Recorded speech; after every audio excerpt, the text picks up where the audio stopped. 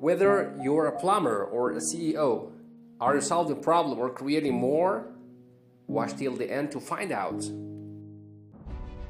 You should be afraid of taking risks and pursuing something meaningful, but you should be more afraid of staying where you are if it's making you miserable.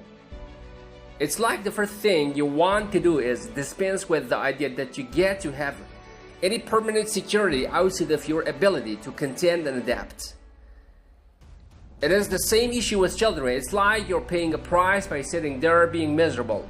You might say, well, the devil I know is better than the one I don't.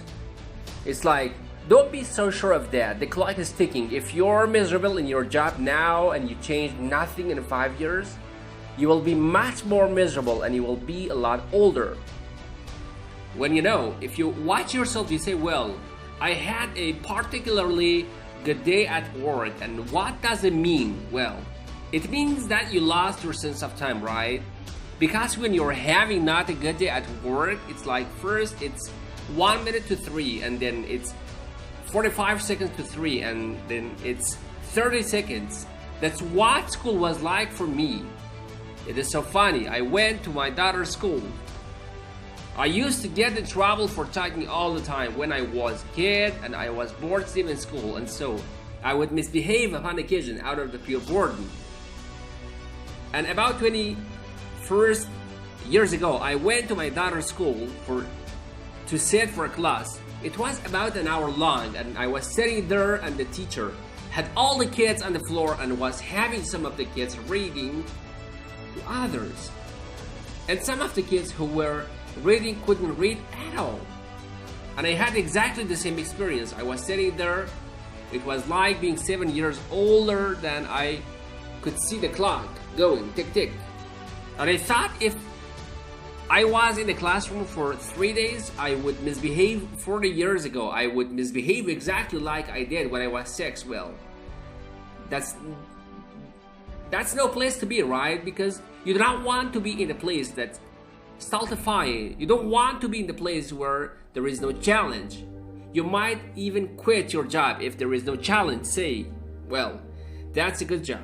It gives you security, and you think, God, I can't stand this. It's eating away at my soul. It's all security and no challenge. So why do you want to challenge? Because that's what you're built for. You're built for to take a maximal load, because that's what threatens you. And you need to be strong because life is extraordinarily difficult, and because the evil king is always whittling away at the structure of the state. And you have to be awake and sharp to stop that from happening, so that you do not become corrupt, and so that your family doesn't become corrupt, and so that your state doesn't have to become corrupt. You have to have your eyes open and your words at the ready, and you have to be educated, and you have to know about your history, and you have to know how to think, you have to know how to read, you have to know how to speak, you have to know how to aim, and you have to be willing to hoist the trouble of the world up off your shoulder. And what's so interesting about that, so remarkable, this is something that's really manifested itself to me as I've been doing these public lectures. I've been talking about responsibility to people, which doesn't seem to happen very often anymore. And the audiences are that quiet. I lay out this idea, always suspected that. No one has ever said it quite so bluntly. And it's quite a relief to hear that I'm not the only person who has those suspicions. And that's the fundamental issues. I think that's fundamental issue of the Judeo-Christian ethnic, with its emphasis on the divinity of the individual, as catastrophic as life is and as malevolent as people can be. And that's malevolent beyond belief. Fundamentally, a person has in spirit an ability to set that right and to defeat evil. And that's more in that, and that's the antidote to the catastrophe of life, the suffering of life, and tragedy of life that can drive you down and destroy you is to take on exactly that responsibility to say, well, there is a plenty of work to be done, and isn't that terrible? And there isn't anything so bad that you cannot make it worse, and certainly try very hard to do so. But I have it within me to decide that I'm going to stand up against that. I'm going to strive to make the world a better place. I'm going to strive to constrain the malevolence that's in my own heart, and to set my family straight, and to work despite my tragic lot for the betterment of everything that's in front of me.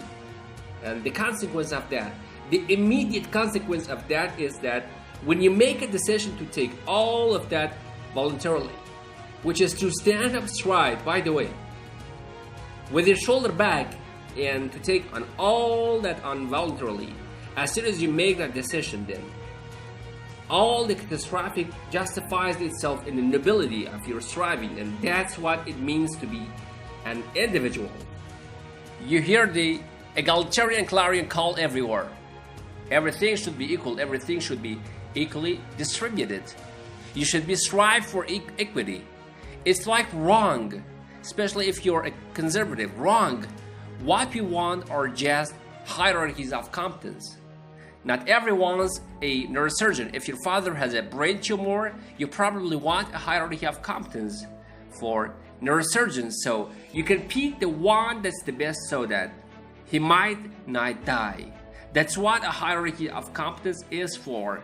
For the post-modernists, there is no hierarchy that is based on the power. Well, because they think the world runs on power, and that's why they're willing to use power to get what they want, because it's the only thing they believe in. But a valid hierarchy of competence, it's got. We need those things, man. We need the best plumbers, we need the best contractors, we need the best carpenters, we need the best lecturers. There has to be a hierarchy of quality, not only so that we know who the best are and can reward them properly, but so that we can reward them so they keep being the best. It's like if you have a great educator, if you have a great leader, if you have a great thinker, you want to reward them so that they keep going and they keep educating so that they can tell you something. It's not a reward for their intrinsic being. It's a calculated move on your part to suck everything out of them that's valuable as fast as you can. That's what a hierarchy of competence is for. The idea that hierarchies of competence do not exist, it's so cynical. It's such a pathologically cynical idea. It's actually quite patently untrue, because here is an interesting tidbit from the psychological literature. Let's say you want to determine what the best predictor are lifetime success in Western society. Well, what would you hope for? How about intelligence? That would be a good one. Let's hope the smart people occupy more positions of complexity because they are smarter. Would you want it or any other way? Okay, then so, that's great. The number one predictor of accomplishment in Western society is intelligence, so that means the system works. What the number two predictor? Conscientiousness. Well, what's that? It's a trade marker for hard work. So, who gets ahead? Smart people who work hard. Now, that doesn't account for every bit of difference between people in terms of their hierarchical structure, because hierarchies aren't perfect.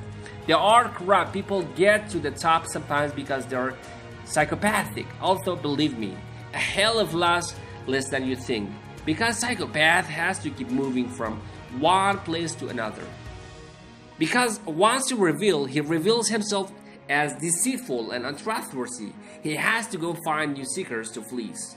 So, the idea that there is no distinction between a CEO and psychopath is like only made by someone who A, knows nothing about psychopath, B, knows nothing about CEOs, and C, has something fundamental against the entire capitalist structure, because it's simply not true, corrupt, sometimes greedy, sometimes short-sighted, sometimes running companies that are doing their best to auger themselves into the ground.